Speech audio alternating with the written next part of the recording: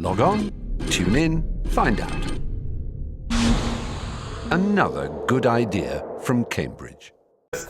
Continue my lecture from yesterday about augmented vector bundles on compact Riemann surfaces. So pick one such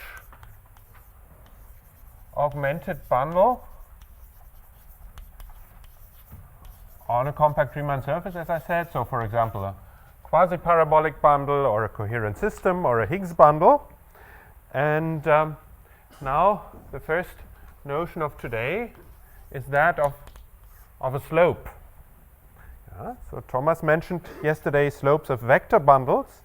Augmented bundles also have kind of an augmented slope, and that I'm going to introduce now. It's denoted by mu of E, and there's some parameter alpha. We'll see in the various cases what it is, what it means. So the slope, the alpha slope of such an augmented bundle is defined as, well, first of all, it's something which depends only on the type. So only on the integer invariants like rank and degree and dimension of the vector spaces that are added to the vector bundle and so on. And in which way it depends on the type, well, this is different for the various different kinds of augmented bundles, so I'm going to write it down in the examples I had. For example, for quasi-parabolic bundles, the formula is the following.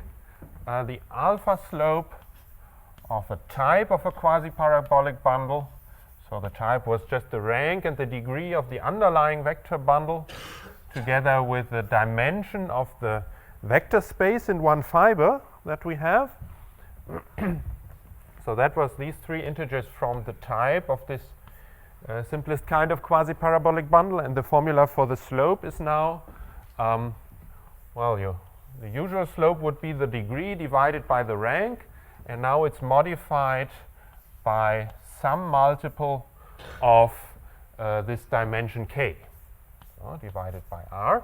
And alpha is a real parameter which somehow signifies how much weight you give to this summand here. And so alpha is a real parameter. And somehow it is reasonable, at least in this lecture, to put it between 0 and 1. Strictly between 0 and 1. We'll see in a minute why I want that. So that's the simplest case in the quasi-parabolic case. This is slightly different from standard conventions, but fits better systematically into the other cases which I'm going to mention. So for the experts, one should have two weights in this case because we have two steps in the flag, and the smallest weight is normalized to be 0 here. So for coherent systems, the formula, again, the type was the rank, consisted of the rank of the underlying vector bundle, the degree, and the dimension of the vector space of global sections, which is the extra datum in a coherent system. And here the formula is exactly the same. So there's a real parameter alpha again, but here the reasonable region, at least the region I want to talk about, is positive alpha. And the third case is that of Higgs bundles. That is a bit peculiar. I mean, here, or maybe the others are peculiar, and this one is the unique one which doesn't have this peculiarity. Here the type was only the rank and the degree of the underlying vector bundle, and the formula for the slope is just the usual one, rank divided by degree, and there's no parameter alpha for Higgs bundles. So I'm only writing mu alpha because I don't want to distinguish cases in the sequel. Yeah? That's maybe alpha equals 0 or whatever. So these are the formulas for the slope. That's just a real quantity that you can associate to every augmented bundle. Sorry? Sorry, yeah, of course. Sorry, degree divided by rank. Yeah, sure. And I'm requiring non-zero in order that the denominator is non-zero. Okay, so that's just a real quantity depending on some parameter which you can associate to an augmented bundle and which depends only on its integer invariance. And this goes into somehow it has turned out that this should go into the definition of stability. So stability of augmented bundles will also depend on these parameters. The augmented bundle is called alpha stable, and I'll also put semi-stable in a minute. So alpha stable if the alpha slope of every proper subbundle is smaller than the alpha slope of E. So for all subbundles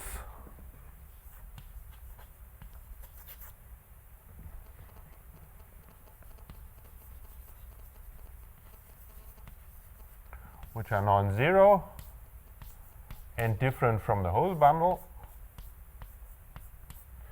if the alpha slope is smaller, then the bundle is called alpha stable, and alpha semi-stable if we have at least the weak inequality, so less than or equal to.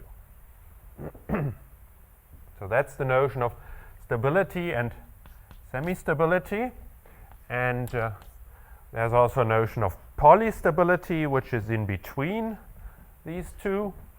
So E is alpha polystable,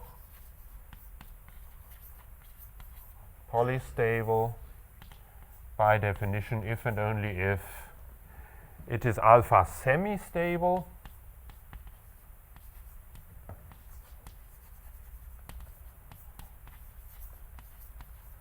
and it is isomorphic to a direct sum of alpha stable bundles. Necessarily finite, of course, direct sum, because the ranks are finite here.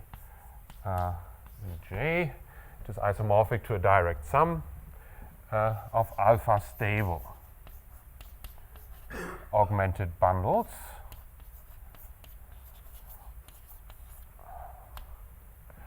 So such a direct sum, if you take any direct sum of alpha stable augmented bundles, then it will be semi-stable if and only if all the summands have the same slope. Yeah, so if the slopes differ, then some partial direct sum here will violate semi-stability. But if they all have the same slope, then the direct sum will be semi-stable, and this case is called polystable. These are the same definitions or equivalent to the definitions, for example, that Thomas mentioned yesterday. Just that we are on a curve, so here there is no distinction between mu and chi or Giesecke semi-stability anyway. Both notions coincide. So here are a few small exercises to get you used to some of the details if you haven't played around with such notions before.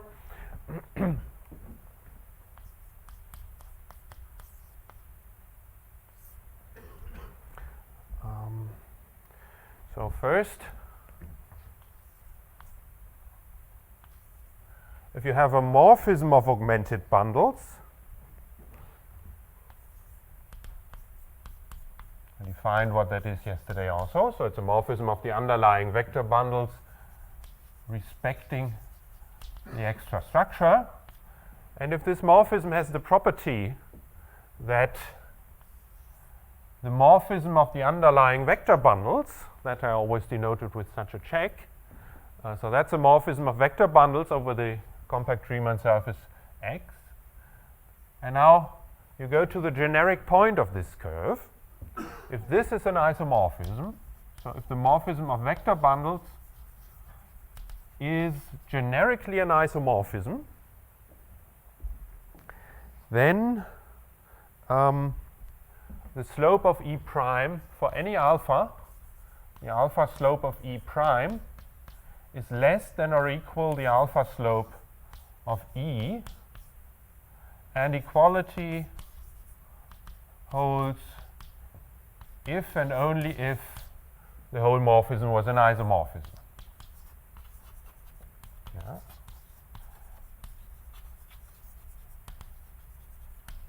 So without augmentation, this would be just the inclusion of a subsheaf of the same rank, so it would have smaller degree.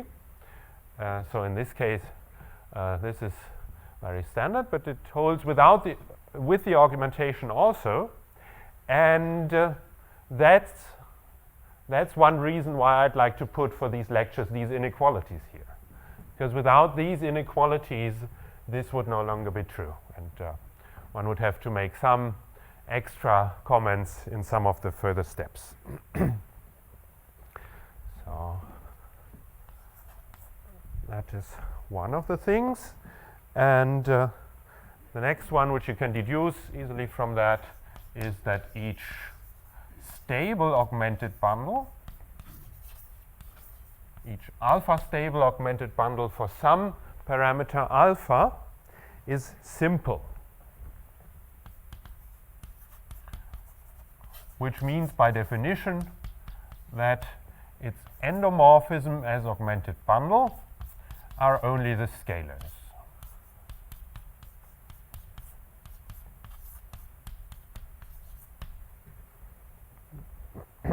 So that you can deduce by standard argument considering kernels and images and so on.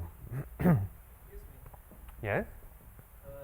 Isn't there some sort of definition for a stability of Higgs bundles that, for example, if you take a subsheaf of the subbundle of the vector bundle on the left, whose image lies on the right side, then that shouldn't destabilize? Yes, that's exactly what I've written down. So I phrased it, or that is equivalent to what I've written down. I phrased it in terms of augmented subbundles.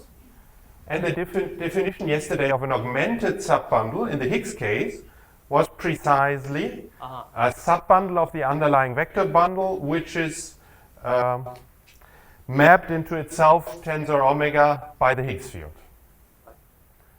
And now if you plug in this, you get the notion you mentioned. So that is just a way to kind of systematize these various definitions that are there for the various augmented structures. So, excuse me, so in exercise 6a, the statement is independent of alpha? I'm sorry? I didn't understand. In 6a, the statement is independent of alpha? It would be true for all alpha? Yes, yes. Provided that alpha satisfies these inequalities up there. And of course you have to take the same alpha here as you.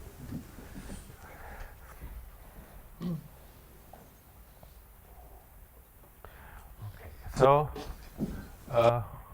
also for this notion of stability, semi-stability, there's a Jordan-Hölder filtration and a Jordan-Hölder theorem, very much like the one that Thomas explained yesterday. So let me write it down also. The first statement is if you start with a semi-stable E, alpha semi-stable for some alpha,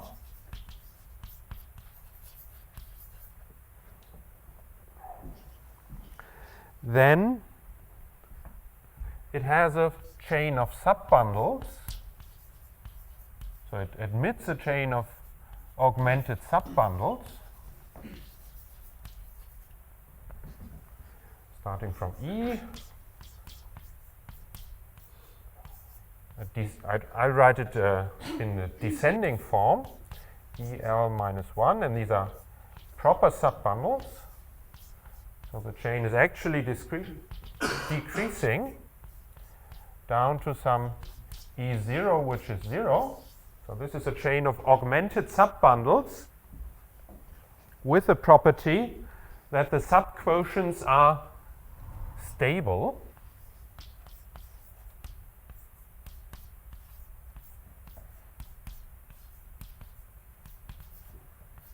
alpha stable for the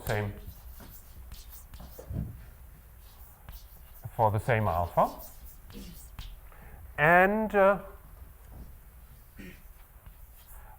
they all have the same slope, or equivalently their direct sum is polystable.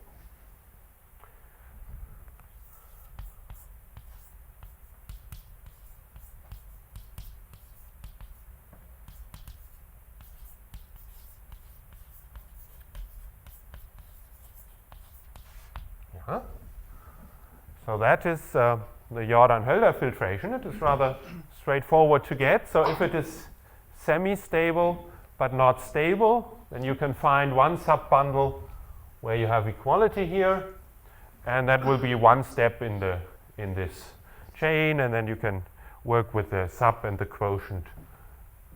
You can continue to work with them by induction on the rank. So that is straightforward. And what maybe the actual Jordan-Hölder theorem is, so this object is the associated graded to this filtration. I denote it by GR alpha of E. This polystable bundle, in fact, doesn't depend on the choice of such a chain of subbundles. So there will be several chains of subbundles with these properties, but the associated graded object up to isomorphism doesn't depend on the choice of such a chain. That's the Jordan-Hölder theorem. So the composition factors of these composition series are uniquely determined up to permutation and isomorphisms. Yeah. So this doesn't depend on alpha, on the chain. Sorry, it does depend on alpha, but it doesn't depend on the subbundles EL. So if you have two chains, then you'll get the same associated graded object. So these are the standard facts for stability, like in several other parallel cases. Now there are essentially two main reasons why such notions of stability are very interesting, and why these parameters that come up here play an interesting role. One I'd like to mention only briefly. This is the what's called Kobayashi-Hitchin correspondences. Kobayashi-Hitchin correspondences.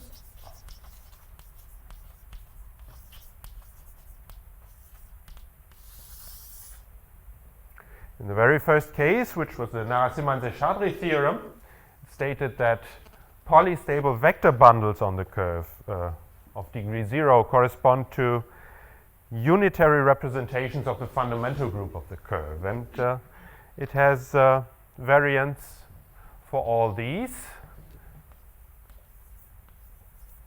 So this correspondence relates alpha polystable augmented bundles to some variants of what you get in the plane case. And in fact, this is one of the source of motivation for studying all these kinds of augmented structures. So in the quasi-parabolic case, what you get is that alpha polystable quasi-parabolic bundles correspond to representations, now not of the fundamental group of the whole Riemann surface, but of the punctured Riemann surface.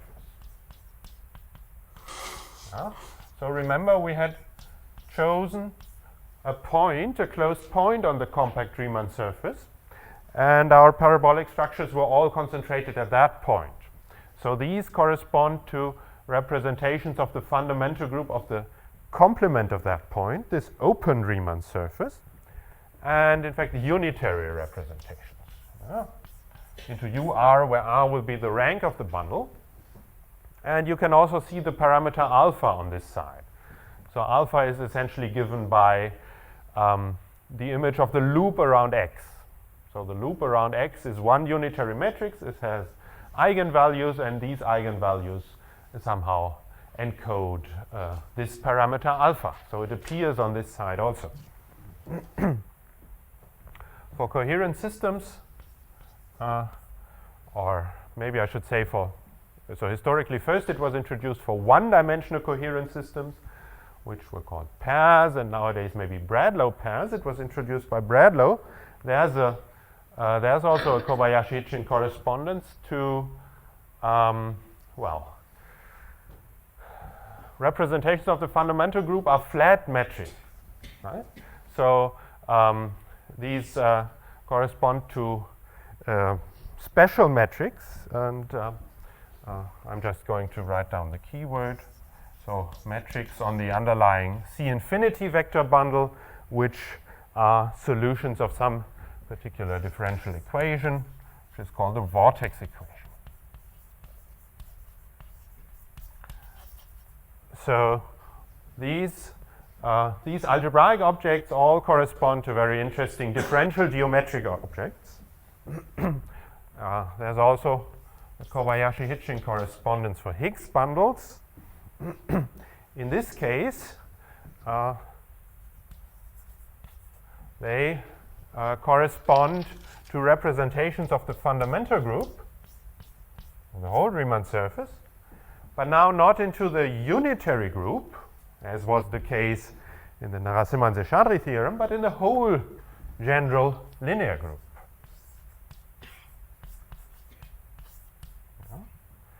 So that is very briefly and roughly the information that these things correspond to very interesting differential geometric objects.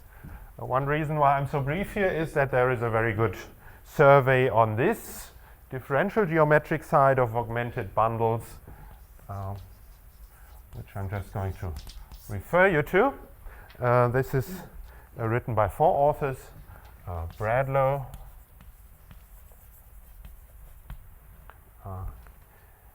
Deskalopoulos,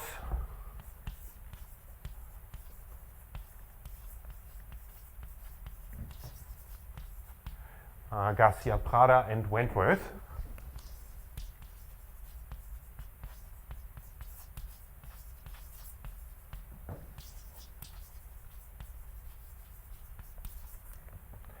In 1995, it has appeared in some proceedings of a conference in Durham, 1993. So that is one reason why this, you see that for the first time, I suppose you're puzzled. I was puzzled. I mean, why introduce such a real parameter? Why throw in such a strange notion of stability depending on parameters? So that's one reason. And the other reason is that it allows you to construct coarse moduli schemes. I've written down the moduli functor yesterday. It didn't involve parameters. And in fact, I tried to convey that there's a moduli stack which doesn't involve parameters. But if you want a coarse moduli scheme, you have to make a choice. And this choice is given by this parameter. So that's the next thing I'd like to explain. What does it mean that you have to? Okay, that's not a mathematical statement. That's more a statement about the experience that the scientific community has made in working with these. I mean, it is natural to introduce. Of course, you can pick one particular and say, I take that one and I don't choose. I have that one. So,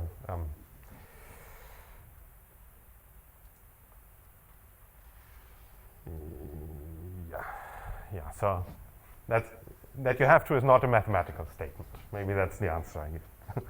It's an experience. So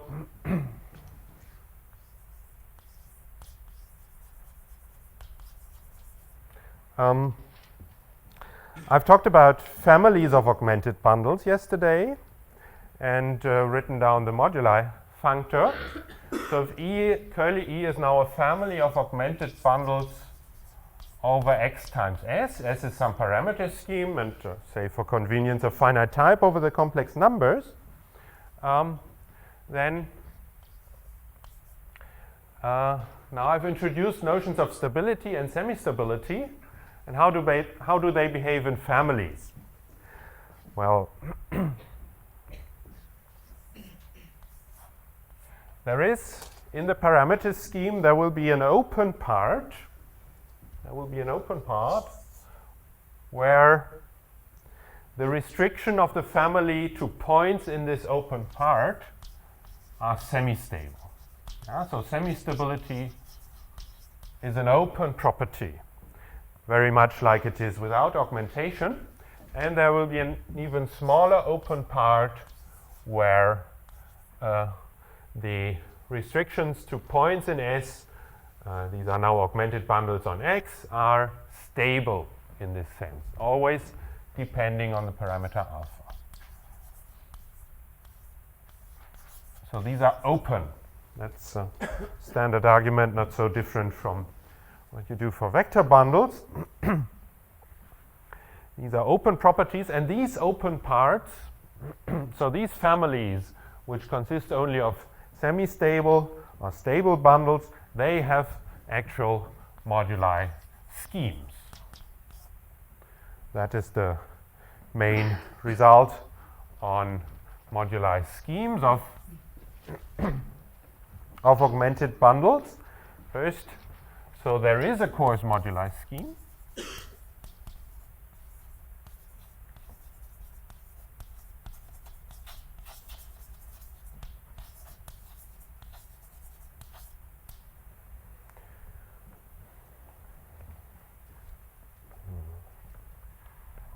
What do I mean by coarse moduli scheme? So remember, I wrote down the moduli functor or moduli stack, depending on whether you want to go to sets or to groupoids. Doesn't matter, whatever you prefer. So this was the moduli functor of all augmented bundles on X of type T. Now, because in every family there's an open part where they are semi-stable, this contains as an open subfunctor or open substack the moduli functor or stack of semi-stable families. So as a functor, for example, it's just a subfunctor which assigns to each S just those families which are alpha semi-stable over every point of S.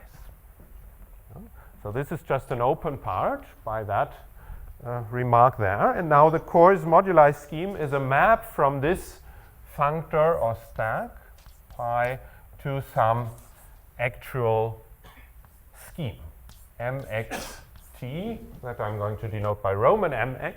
This is an actual scheme, mxt alpha, which will depend on the parameter alpha.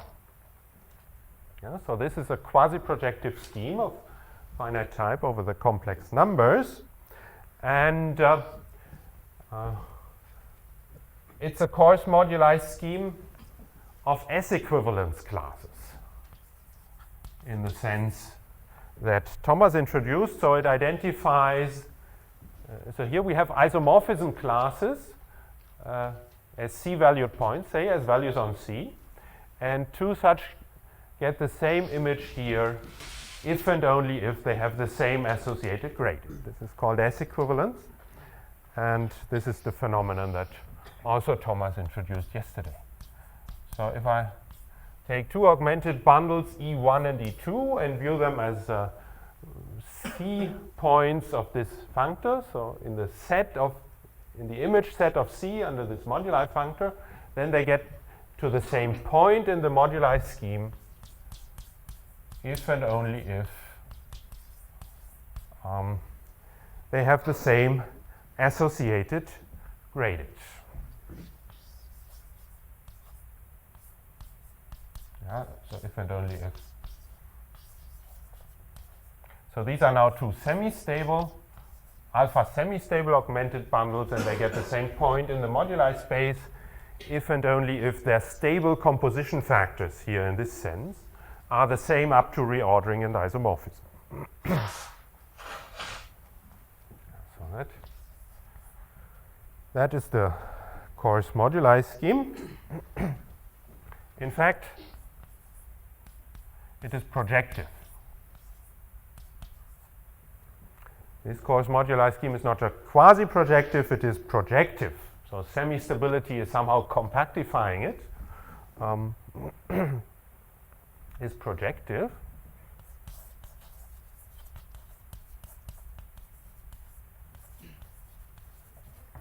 Over C, now I have to make one exception.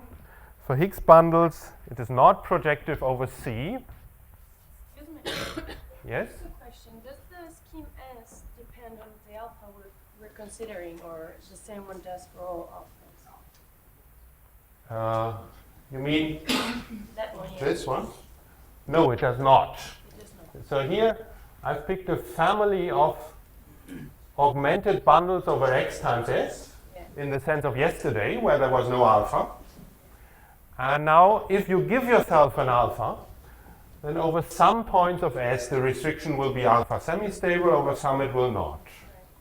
And if you give yourself an alpha, the locus where they are semi-stable is open. That's what I'm saying here. Okay, so the big moduli space does not depend on the alpha either. It contains all the.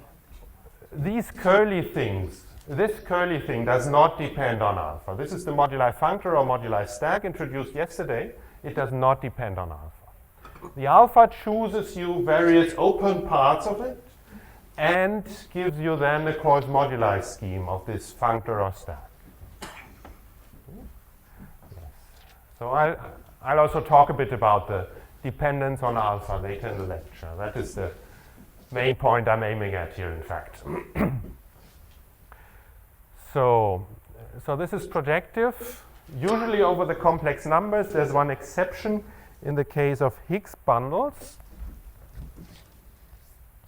In the case of Higgs bundles, it is projective over some affine space. It has a canonical map to some affine space.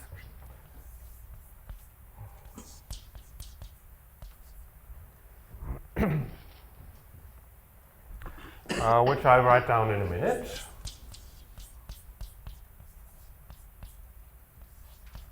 It is a direct sum of pluricanonical forms on the vector spaces of pluricanonical forms on the curve X. And so how do you map? How do you map the moduli space of Higgs bundles to this affine space? Well, this is the famous Hitchin map. This is the one thing that you get, which makes Higgs bundles more interesting. So Higgs bundle was an underlying vector bundle with a Higgs field, and you can send it to the characteristic polynomial of the Higgs field. The Higgs field is kind of an endomorphism. It's an endomorphism from each to each tensor omega, but still you can make sense of its characteristic polynomial. Coefficients of the determinant of theta minus lambda t times the identity, and the coefficients of the characteristic polynomial will be sections in here. So the moduli space comes, in fact, the moduli stack comes with or functor comes with a map to this affine space. And in this case, it is projective over this affine space.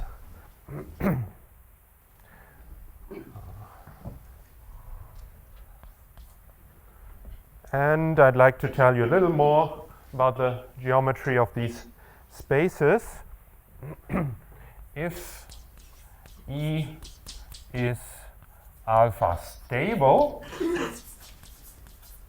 so this is the open part where nothing gets identified. Yeah? To stable, have a stable bundle is like is isomorphic to its associated graded. So stable bundles only get identified if they are isomorphic. And in that locus, where it is actually a moduli scheme in that sense, that its points are isomorphism classes, in that sense I can say something about the locus structure, at least if abstractions vanish. So if x2 of E by itself, in the sense which I wrote down yesterday, vanishes, then this is a smooth point of the moduli space. Is a smooth point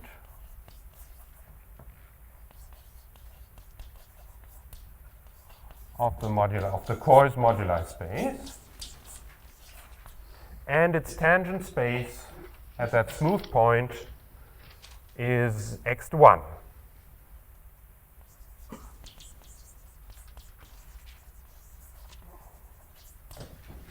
So you see, if you want to know something about the geometry, you end up computing such X groups.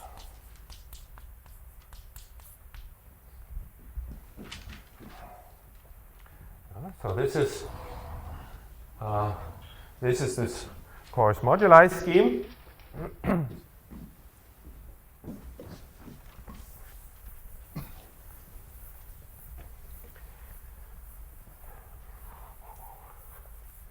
Let me say something about the proofs, although very, very briefly. Maybe first about the history. As far as I'm aware, quasi-parabolic bundles. This was proved by Mehta and Zeshadri, maybe 1980. Coherent systems, I think King used it, and maybe also Le Portier did it.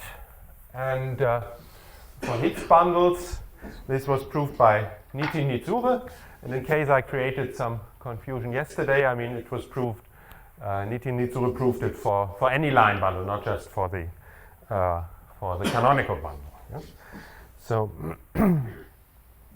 so that was the history. And about the proofs, well, some standard techniques go into the proof, just like in the vector bundle case. I'm just going to mention those.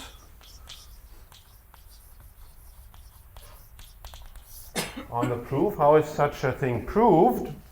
Well, the first issue is always something called boundedness.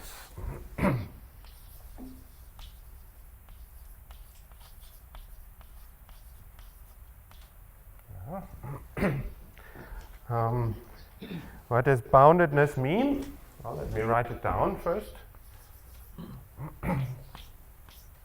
So if we take the moduli functor of semi-stables, so I explained yesterday that the moduli functor of all augmented bundles has kind of an open covering. Yeah? If we give ourselves an M, then those augmented bundles such that the underlying vector bundle is M regular can be parametrized by some quad scheme. But we have to take all M to get all bundles. And one way to phrase boundedness is to say that if we restrict ourselves to alpha semi-stable bundles for some fixed alpha and some type T, then there's one M such that they are all M regular. So there's one M for all bundles as long as we fix alpha and T. That's boundedness. So this means the whole moduli functor, I mean, without stability, it was a union over all M of quad schemes modulo some GL. And boundedness is the statement that there's one M which suffices. Yeah? So this sits inside one quad scheme modulo one group if we take M large enough. Now that's already a feature of stability, not true without stability. So then the problem is to form this quotient. And that is what geometric invariant theory does for you. So I refer you to the lectures on GIT. And in fact, the notion of stability is kind of designed to make the GIT work, or it is a translation from the notion of stability of geometric invariant theory. So geometric invariant theory tells you that there is what they call a good quotient of the alpha semi-stable locus inside this quad scheme.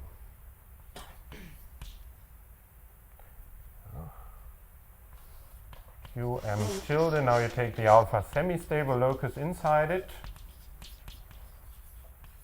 And then GIT tells you that you can take the quotient in some good sense modulo this general linear group. And this is by definition the coarse moduli scheme. So you need the alpha for taking the quotient. So maybe I'll say a few more technical words. In order to take a quotient GIT is very much a projective method. So it requires you to choose an ample line bundle, an embedding of this quad scheme into projective space. And you have different choices because you have various line bundles, and the choice of the line bundle depends on these alpha. Yeah? So the parameter goes into choosing a line bundle for forming the quotient here.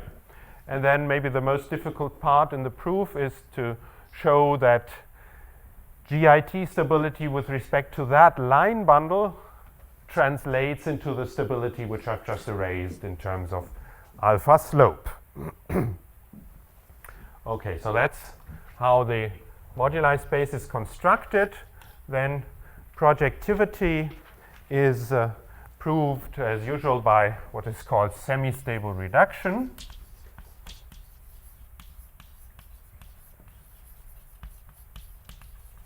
So this is a method which is frequently used to prove projectivity, completeness of moduli spaces, and here people usually either follow or deduce it from work of Langton, which did this for vector bundles on curves and more generally for torsion-free coherent sheaves on higher dimensional varieties. So that is how completeness is proved. And part C, this is now about the infinitesimal structure, the local structure at the point E.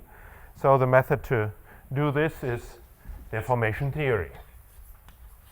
I'm referring to the lectures by Nitin on deformation theory. So this X2 is precisely where the obstructions to lifting infinitesimal deformations live. So if the X2 vanishes, then you can always extend infinitesimal deformations, which means that the moduli functor satisfies this criterion for smoothness, and this is the space of infinitesimal deformations, or infinitesimal deformations form a quasi-torsor under this. So these are just the groups that appear in the deformation theory of the augmented bundles, and hence they govern smoothness and tangent space of the moduli space. But this is also very much like in the non-augmented plane case. So what I'd like to emphasize or say more clearly than it is here is what the closed points of the moduli space are. Let me remind you of that. It is said there already. The C-valued points in the moduli space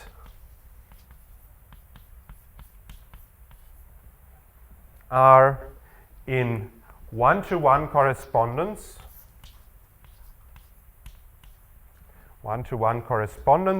with alpha polystable.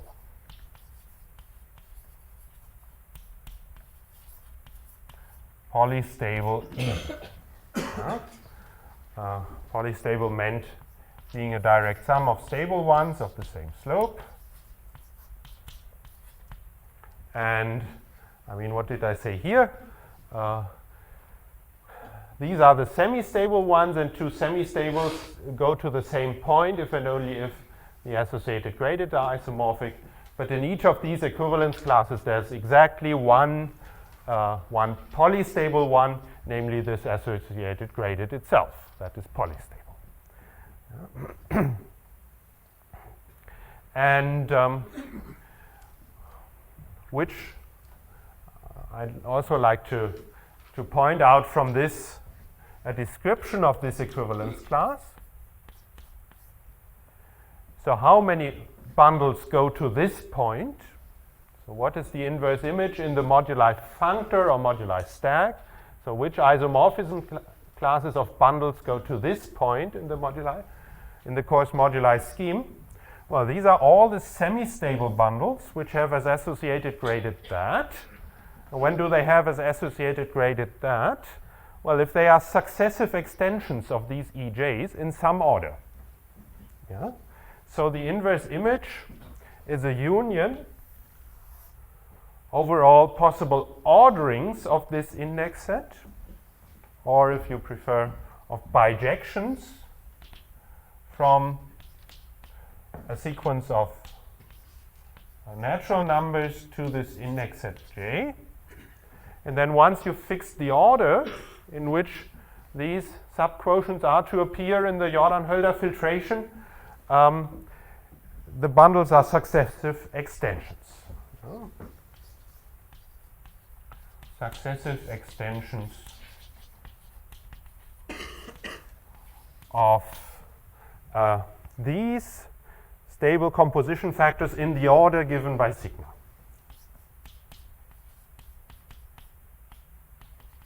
Yeah, so E of sigma 1 will be the sub, say, and then the next will be the E of sigma 2, and so on. So every augmented bundle that you can produce as a successive extension here will be one of those isomorphism classes which map to this point in the moduli space, in the coarse moduli scheme. And now,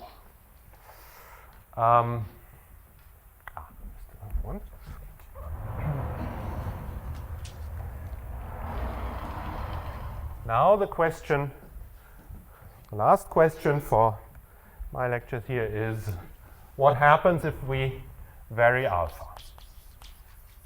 How does the moduli, the coarse moduli scheme, vary with alpha?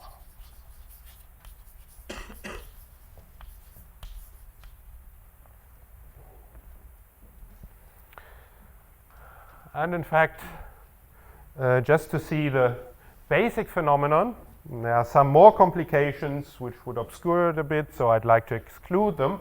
Just to see the basic phenomenon, I will assume for simplicity that the type is co-prime. So the type is a pair or triple of integers, and I'm assuming that they don't all have a common divisor. That is just for simplicity. Otherwise, there are some further complications which you can describe, but which I don't want to obscure things now with.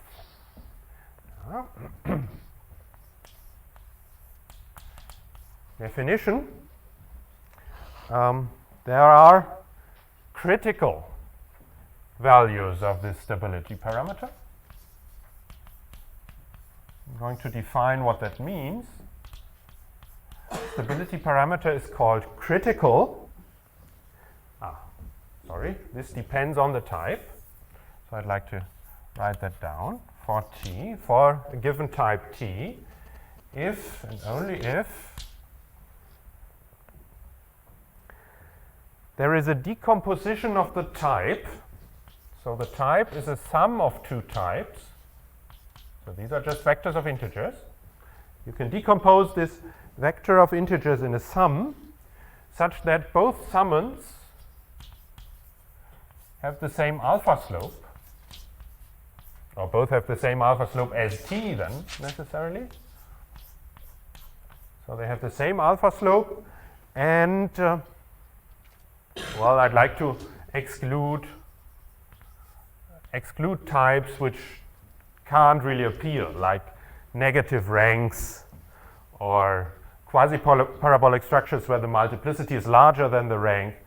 Things like that I would like to exclude, and one way to write this is to say that the moduli functor is non-empty.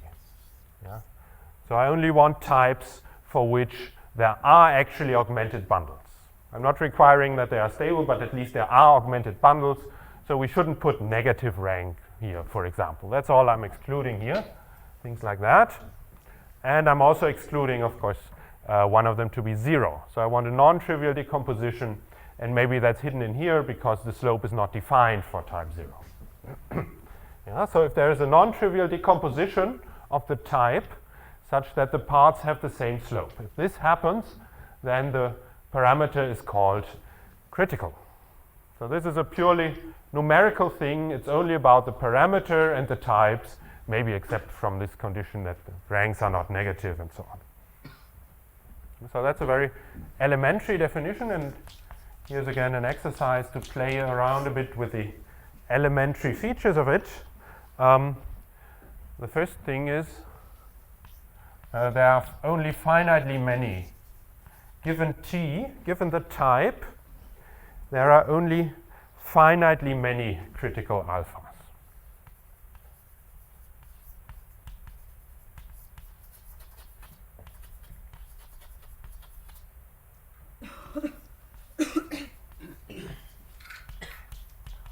So that is something where, of course, you have to use the specific definition for a quasi-parabolic or coherent system. And I should say Higgs bundles are gone now. Yeah, I'm not talking about Higgs bundles anymore because there's no alpha. So there's no question like that for Higgs bundles at all. But quasi-parabolic and coherent systems and other augmented structures.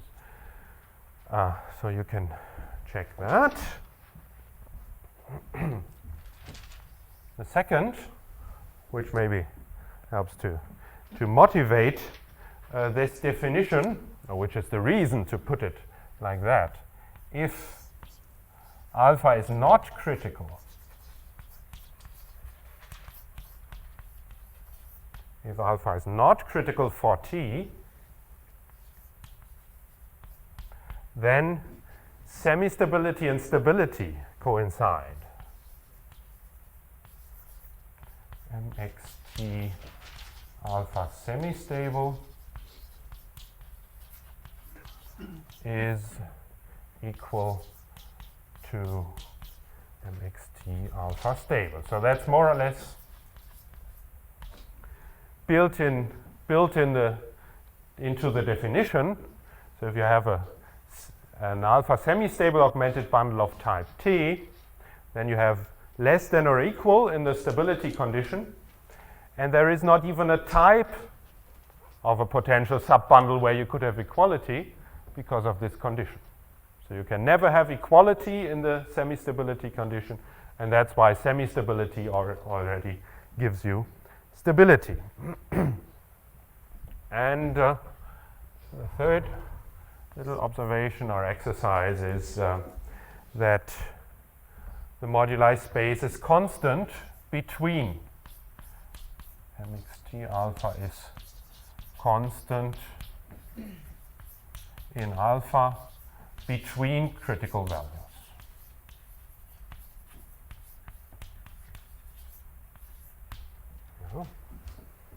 So meaning if you're in the open interval between two successive critical values, all the moduli spaces are the same. That's just because all the notions of stability and semi-stability are the same.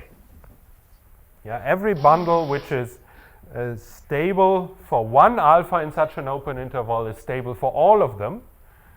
Just because if stability should change, depends continuously on alpha, then at some point we would have to have equality. But at a point where we have equality, the alpha is critical just by the definition. So that is not difficult, maybe nice to play around with. Now the only question is what happens at the critical values. What happens to the moduli space there? So let's go to one critical value.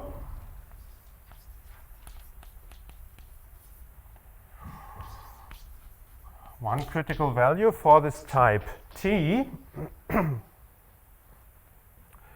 What also follows from this definition of critical is that if we take a semi-stable bundle, which is semi-stable with respect to some small variation of the parameter. Yeah. So consider all augmented bundles of type T, which are semi-stable with respect to either alpha plus epsilon or alpha minus epsilon. And epsilon is so small that there is no other critical value between alpha and this.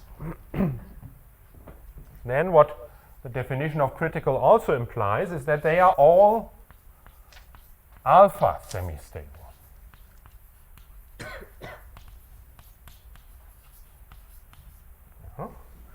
They are all alpha semi-stable.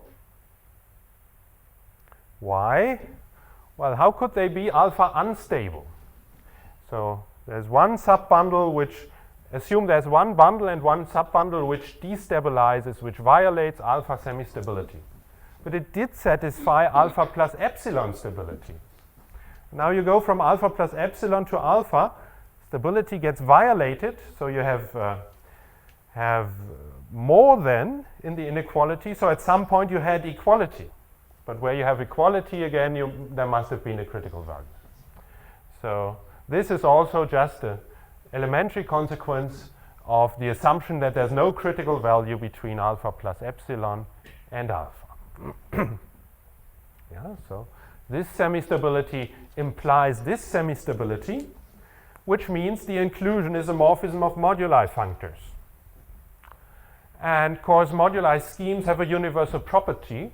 So this is the first scheme that has a map from this moduli functor. So just by general nonsense, this morphism of moduli functors induces a morphism of moduli schemes.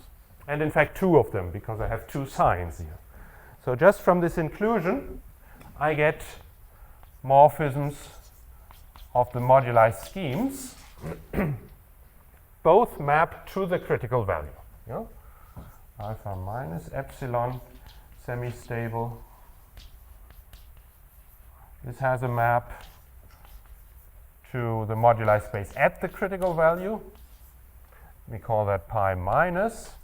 And also the other one, mxt alpha plus epsilon semi-stable. This has a map pi plus. So these are two maps between the coarse moduli schemes induced by these morphisms, these inclusions, in fact, of moduli functors. But although these are inclusions, these are just maps, not injective. To the contrary, they are surjective. In good cases, maybe. So at least they are not injective because there's more identification here than there. So the last thing I want to study is the fibers of these maps in order to understand what happens to the moduli space when we go through a critical value.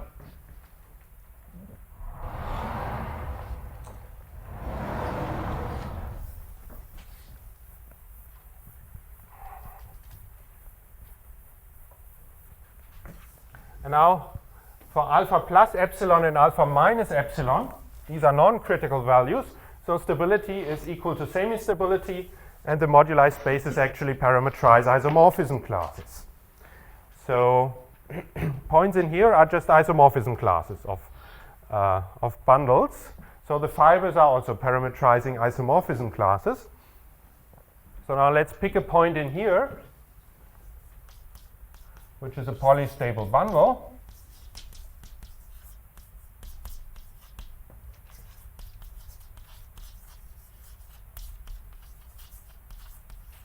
So the EJ are alpha stable. Then what is the fiber of, say, this map?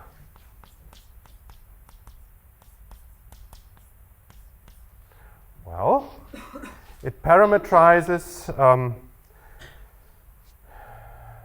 bundles which are S equivalent to that one. So these are again successive extensions in any order.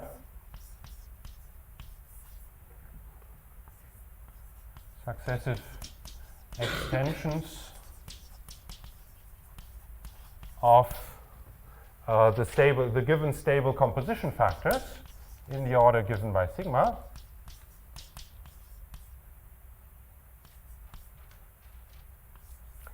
Yeah. So these would be all alpha semi-stable bundles in this equivalence class. Yeah. But not all of them are alpha plus epsilon semi-stable. So to get the fiber here, I have to throw out those which are not alpha plus epsilon semi-stable. And in fact, the only way how such a successive extension can be alpha plus epsilon unstable is if some of the subbundle in the flag violates that. Yeah, and that can be seen from just the ordering sigma. So I have to throw out some of these parts. These are closed parts in the fiber. I have to throw out some, namely those corresponding to given by sigmas such that already some part in this Jordan-Hölder flag violates alpha plus epsilon stability. So I have to throw out those alpha such that okay.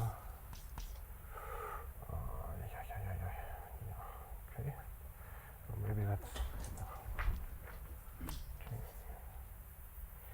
maybe that's not readable there.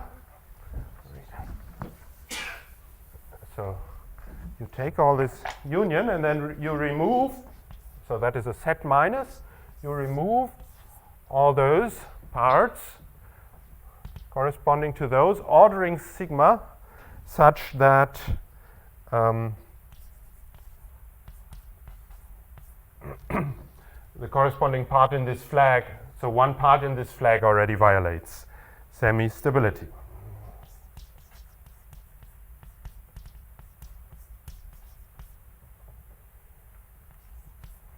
So the first few of these capital L stable composition factors together already give a slope, an alpha plus epsilon slope, which is too large for stability. Yeah. So here, so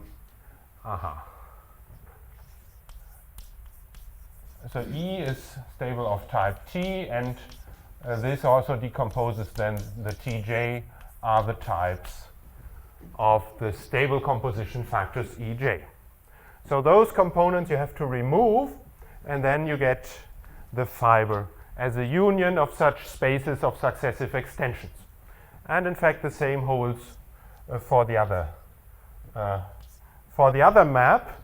And let me just mention the simplest case, and then I'll finish. So the simplest case of this is L equals 2. So we only have two stable composition factors. So the polystable bundle is a direct sum of two stable bundles. Say E is E1, direct sum E2.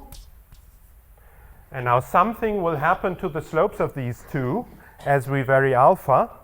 For example, say that the alpha minus epsilon slope of E1 is smaller.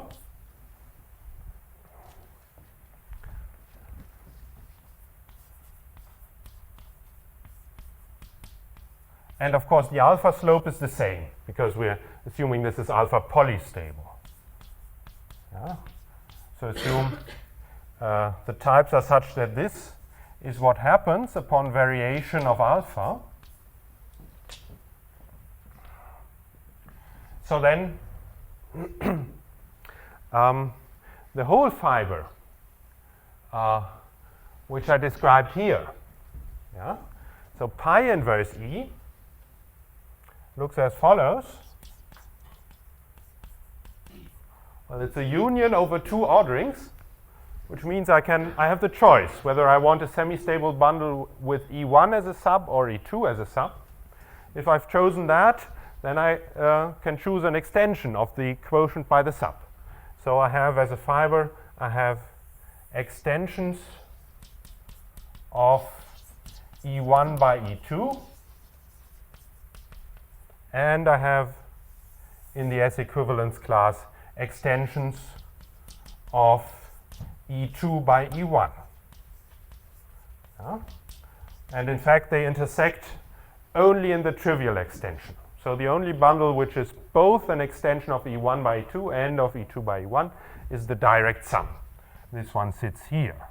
So this is E1 direct sum E2. So that's the fiber in the moduli functor or moduli stack. These are all S equivalent bundles. And now, if we want the fiber here, for example, then we have to throw out those which are alpha plus epsilon unstable. So, or maybe I'll start with the negative side.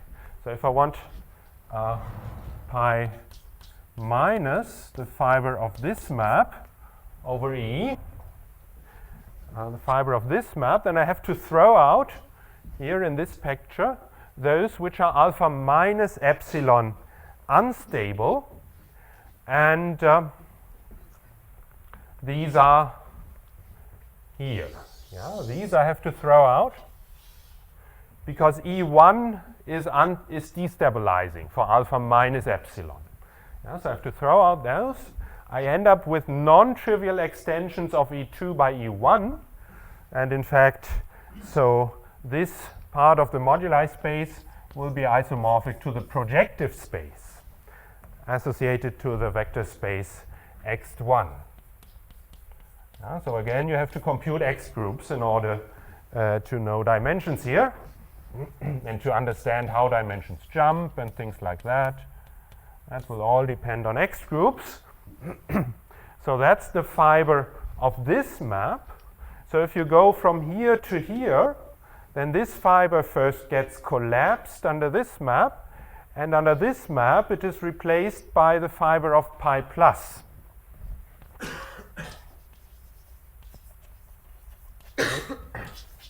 By pi plus inverse of E. So now you have to remove these extensions because they are alpha plus epsilon unstable, and so this fiber is another projective space, namely the projective space associated to X1 in the other ordering of E1 by E2. So one projective space gets collapsed and then blown up to some other projective space. This is what people in Mori theory, in birational geometry, tend to call a flip, or at least in good cases. I mean, dimensions might jump here and so on. It's difficult to say something very generally, but in good cases, one projective bundle gets replaced by another, and this kind of flip phenomenon happens. And that's what I wanted to say. Oh, sorry, I'm quite over time. Are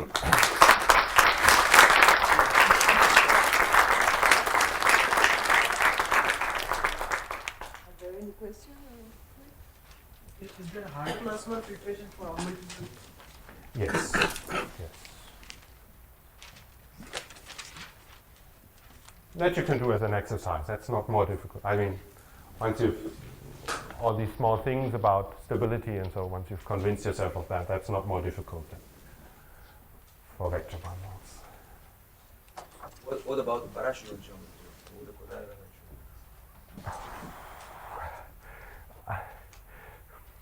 I mean, there is X2, so deformations are obstructed. So even smoothness, dimension, irreducibility, non-emptiness are difficult questions in general. In special cases, one can say something, but Existence of fine moduli stresses. In the sense that Thomas introduced, yeah? So existence of Poincaré families, if you like. Yes. The condition is, at least on the stable part, the condition is the same as for vector bundles, being co-prime.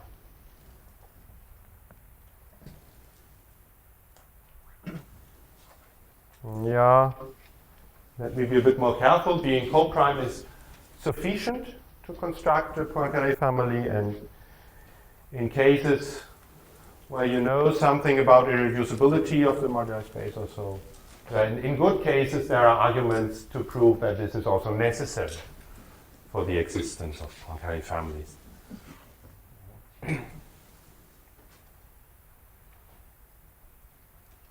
Question. So on behalf of the organizing committee, I want to thank the speaker for the nice talks. Thank you.